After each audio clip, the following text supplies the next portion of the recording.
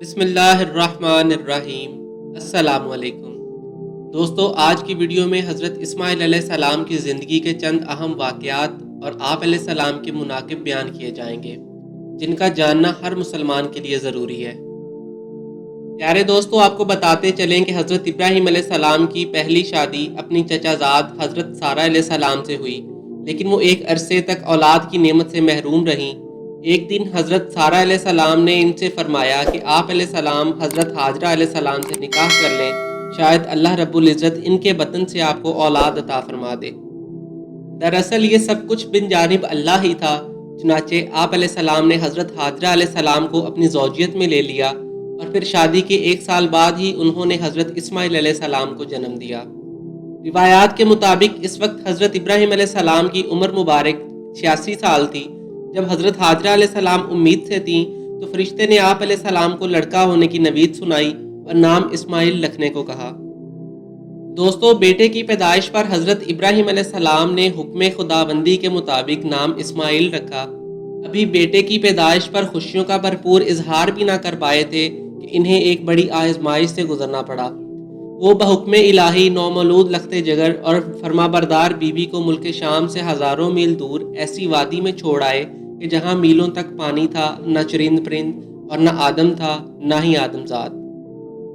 ذرا سوچئے، وادی فاران کے سنگلاخ کالے پہاڑوں کے درمیان تپتے صحرا میں ایک بوڑھے درخت کے نیچے اللہ کی نیک اور برگزیدہ بندی اپنے نومولود اور معصوم بیٹے کے ساتھ چند روز سے قیام پذیر ہے۔ جو زادرہ ساتھ تھا ختم ہو چکا۔ ماں بیٹا بھوک پیاس سے بے حال ہیں۔ ماں کو اپنی تو فکر نہیں، لیکن بھوکے پیاسے بچے کی بے چینی پر ممتا کی تڑپ فطری امر ہے۔ لیکن اس تپتے صحرا میں پانی کہاں؟ جوں جوں لگتے جگر کی شدت پیاس میں اضافہ ہوتا رہا، ممتا کی ماری ماں کی بے قراری بھی بڑھتی رہی۔ اسی حالت اضطراب میں قریب واقع پہاڑی صفحہ پر چڑھ کے شاید کسی انسان یا پانی کا کوئی نام و نشان مل جائے، لیکن بے سود۔ تڑپتے دل کے ساتھ بھاگتے ہوئے ذرا دور دوسری پہاڑی مروہ پر چڑھی، لیکن بے فائدہ۔ اسی طرح دونوں پہاڑیوں کے درمیان پانی کی تلاش میں 7 چکر مکمل کر لیے۔ ادھر اللہ جل شانہ نے حضرت جبرائیل علیہ السلام کے ذریعے شیرخوار اسماعیل کے قدموں میں دنیا کا سب سے متبرک اور پاکیزہ پانی کا چشمہ جاری کر کے رہتی دنیا تک کے لیے یہ پیغام دے دیا کہ اللہ پر توکل کرنے والے صابر اور شاکر بندوں کو ایسے ہی بیش قیمت انعامات سے نوازا جاتا ہے۔ حضرت عبداللہ ابن عباس رضی اللہ تعالیٰ عنہ سے مروی ہے کہ نبی کریم صلی اللہ علیہ وآلہ وسلم نے فرمایا کہ اللہ پاک حضرت اسماعیل علیہ السلام کی والدہ پر رحمت فرمائے، اگر وہ پانی سے چلو نہ بھرتی اور اسے رکنے کا نہ کہتی تو یہ بہتا ہوا چشمہ ہوتا۔ یاد رہے کہ آب زمزم غذا بھی ہے اور شفا بھی، دوا بھی ہے اور دعا بھی۔ یوں اللہ رب العزت نے نہ صرف ماں بیٹے کے لیے بہترین غذا کا بندوبست کیا، بلکہ تا قیامت مسلمانوں کے لیے فیض یاب ہونے کا وسیلہ بھی بنا دیا۔ دوستو، منشاء الہی کے پیش نظر حضرت حاجرہ علیہ السلام اپنے صاحبزادے کے ساتھ وہیں رہ رہی تھیں کہ ایک روز عرب کے قبیلے بنو جرہم کے کچھ لوگ پانی کی تلاش میں وہاں پہنچے اور حضرت حاجرہ علیہ السلام کی اجازت سے وہاں رہائش اختیار کر لی۔ پھر دوسرے قبائل بھی وہاں آ کر آباد ہوئے۔ یوں دیکھتے ہی دیکھتے سنسان صحرا دنیا کے سب سے مقدس اور متبرک شہر مکہ مکرمہ میں تبدیل ہو گیا۔ اور یہ سب اللہ کے پیارے نبی حضرت اسماعیل علیہ السلام کی برکت سے ہوا، جن کی ایڑیوں سے اللہ رب العزت نے زمزم کا پانی جاری فرمایا۔ البتہ حضرت حاجرہ علیہ السلام نے بیٹے کی پرورش اور تعلیم و تربیت پر خصوصی توجہ دی۔ 13 سال کا طویل عرصہ جیسے پلک جھپکتے گزر گیا۔ حضرت اسماعیل علیہ السلام مکہ کی مقدس فضاؤں میں آب زمزم پی کر اور صبر و شکر کی پہ کر عظیم ماں کی آغوش تربیت میں پروان چڑھتے ہوئے بہترین صلاحیتوں کے مالک خوبصورت نوجوان کا روپ دھار چکے تھے۔ ایک دن حضرت ابراہیم علیہ السلام تشریف لائے اور فرمایا، اے بیٹا، میں خواب میں دیکھتا ہوں کہ گویا تمہیں ذبح کر رہا ہوں، تو تم سوچو تمہارا اس بارے میں کیا خیال ہے؟ فرمانبردار بیٹے نے سر تسلیم خم کرتے ہوئے فرمایا، ابا جان، آپ کو جو حکم ہوا ہے آپ وہی کیجئے، اللہ نے چاہا تو آپ مجھے صابرین میں پائیں گے۔ پیارے دوستو، حضرت اسماعیل علیہ السلام کا یہ سعادت مندانہ جواب دنیا بھر کے بیٹوں کے لیے ادب فرزندی کی ایک شاندار مثال ہے۔ روایات بتاتی ہیں کہ حضرت ابراہیم علیہ السلام نے بیٹے کا جواب سنا تو انہیں سینے سے لگایا اور حضرت حاجرہ علیہ السلام کے پاس لے آئے۔ فرمایا، اے حاجرہ، آج ہمارے نور نظر کو اپنے ہاتھوں سے تیار کر دیجئے۔ ممتا کے مقدس، شیریں اور انمول جذبوں میں ڈوبی ماں نے اپنے اکلوتے بیٹے کو نئی پوشاک پہنائی، آنکھوں میں سرما، سر میں تیل لگایا اور خوشبو میں رچا بسا کر باپ کے ساتھ باہر جانے کے لیے تیار کیا۔ اسی اثناء میں حضرت ابراہیم علیہ السلام بھی ایک تیز دھار چھری کا بندوبست کر چکے تھے، پھر بیٹے کو ساتھ لے کر مکہ سے باہر مینا کی جانب چل دیے۔ شیطان نے باپ بیٹے کے درمیان ہونے والی گفتگو سن لی تھی۔ جب اس نے صبر و استقامت اور اطاعت خداوندی کا یہ روح پرور منظر دیکھا تو مضطرب ہو گیا اور اس نے باپ کو بیٹے کی قربانی سے باز رکھنے کا فیصلہ کیا۔ چنانچہ جمرہ عقبہ کے مقام پر رستہ روک کر کھڑا ہو گیا۔ حضرت ابراہیم علیہ السلام کے ساتھ موجود فرشتے نے کہا کہ یہ شیطان ہے، اسے کینکریاں ماریں۔ حضرت ابراہیم علیہ السلام نے اللہ اکبر کہہ کر اسے 7 کینکریاں ماری، جس سے وہ زمین میں دھنس گیا۔ ابھی آپ علیہ السلام کچھ ہی آگے بڑھے تھے کہ زمین نے اسے چھوڑ دیا اور وہ جمرہ وسطیٰ کے مقام پر پھر ورگلانے کے لیے موجود ہوا۔ حضرت ابراہیم علیہ السلام نے دوبارہ کینکریاں ماری، وہ پھر زمین میں دھنس گیا، لیکن آپ علیہ السلام کچھ ہی آگے بڑھتے تھے کہ وہ جمرہ اولا کے مقام پر موجود تھا۔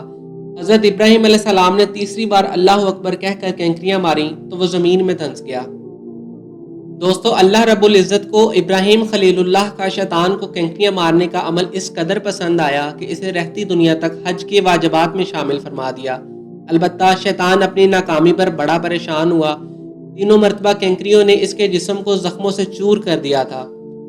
اچانک اس نے ایک نئی چال سوچی اور وہ عورت کا بھیس بدل کر بھاگم بھاگ حضرت ہاجرہ علیہ السلام کی خدمت میں حاضر ہوا اور بولا، اسماعیل کی ماں، تمہیں علم ہے کہ ابراہیم تمہارے لخت جگر کو کہاں لے کے گئے ہیں؟ حضرت ہاجرہ علیہ السلام نے ارشاد فرمایا کہ ہاں، وہ باہر گئے ہیں، شاید کسی دوست سے ملنے گئے ہوں گے۔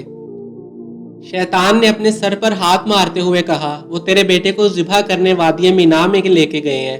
حضرت ہاجرہ علیہ السلام نے حیرت اور تعجب کا اظہار کرتے ہوئے فرمایا، یہ کیسے ممکن ہے کہ ایک شفیق اور مہربان باپ اپنے چہیتے اور اکلوتے بیٹے کو ذبح کر دے؟ اس موقع پر بے ساختہ شیطان کے منہ سے نکلا کہ وہ یہ سب اللہ کے حکم پر کر رہے ہیں۔ یہ سن کر صبر و شکر اور اطاعت و فرما بردار کی پیکر اللہ کی برگزیدہ بندی نے فرمایا کہ اگر یہ سارا اللہ کا حکم ہے تو ایک اسماعیل کیا، اس کے حکم پر 100 اسماعیل بھی قربان ہیں۔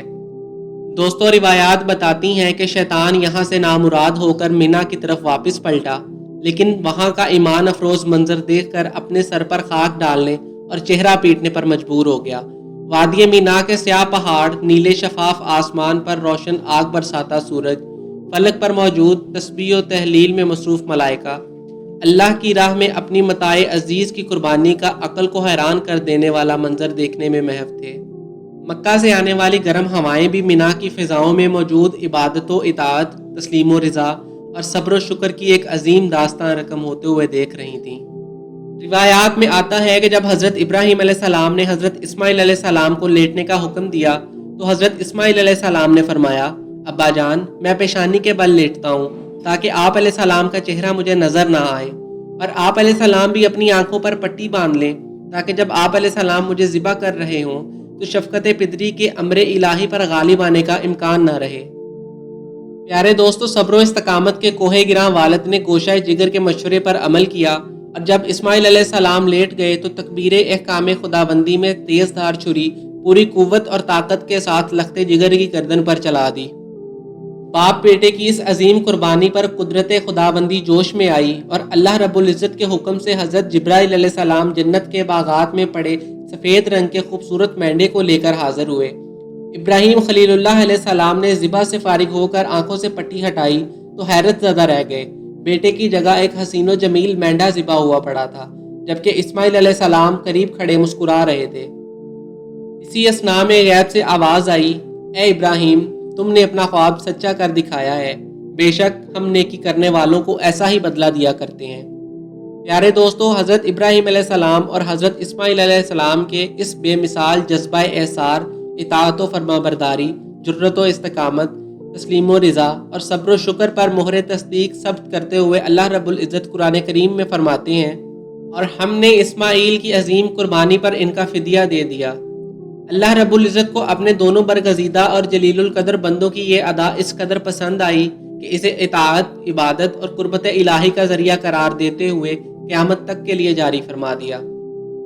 پیارے دوستوں، روایات میں آتا ہے کہ ابھی اسماعیل علیہ السلام 15 برس کے ہی ہوئے تھے کہ آپ کی والدہ ماجدہ وفات پا گئیں۔ والدہ کی جدائی کا آپ علیہ السلام کو بڑا صدمہ تھا۔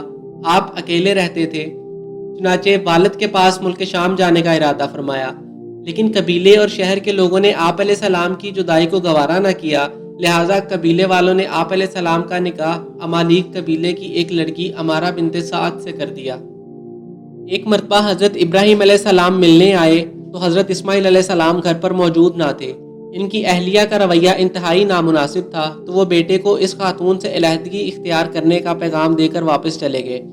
آپ علیہ السلام نے والد کی نصیحت پر عمل کیا۔ پھر قبیلے کے لوگوں نے آپ علیہ السلام کی شادی قبیلہ جرہم کی خاتون سیدہ بنت مزاج سے کر دی۔ حضرت ابراہیم علیہ السلام پھر آئے تو اس بار بھی حضرت اسماعیل علیہ السلام موجود نہ تھے، لیکن ان کی بیوی کی سعادت مندی، شکر گزاری اور فرما برداری کے بنا پر ان سے بہت خوش ہوئے۔ یاد رہے کہ حضرت اسماعیل علیہ السلام نے خانہ کعبہ کی تعمیر کے دوران اپنے والد کے شانہ بشانہ کام کیا۔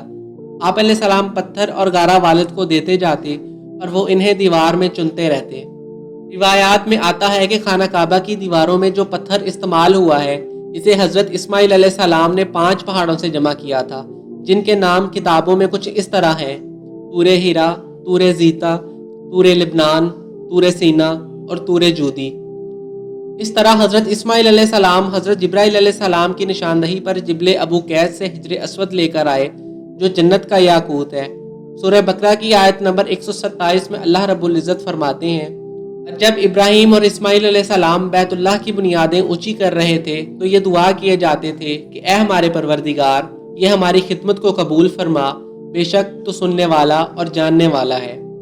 پیارے دوستو، خانہ کعبہ کا پہلا متولی ہونے کا اعزاز بھی حضرت اسماعیل علیہ السلام کو حاصل ہے، کیونکہ تعمیر کعبہ مکمل ہونے کے بعد حضرت ابراہیم علیہ السلام نے خانہ کعبہ کی صفائی، امامت اور آنے والے زائرین کی خدمت سمیت تمام کام حضرت اسماعیل علیہ السلام کے سپرد فرما دیے اور ان کو نصیحت و ہدایت دیتے ہوئے بیت اللہ شریف کا متولی مقرر کیا۔ پھر آپ علیہ السلام خود واپس ملک شام چلے گئے۔ حضرت اسماعیل علیہ السلام کی وفات کے بعد آپ علیہ السلام کے بیٹے نابد بن اسماعیل کعبہ کے متولی بنے۔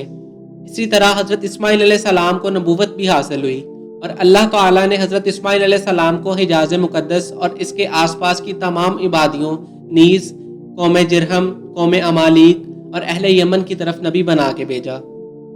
پیارے دوستو، بات کی جائے آپ علیہ السلام کے اوصاف حمیدہ کی تو قرآن کریم فرقان حمید میں حضرت اسماعیل علیہ السلام کے 3 اوصاف نہایت صراحت کے ساتھ بیان کیے گئے ہیں۔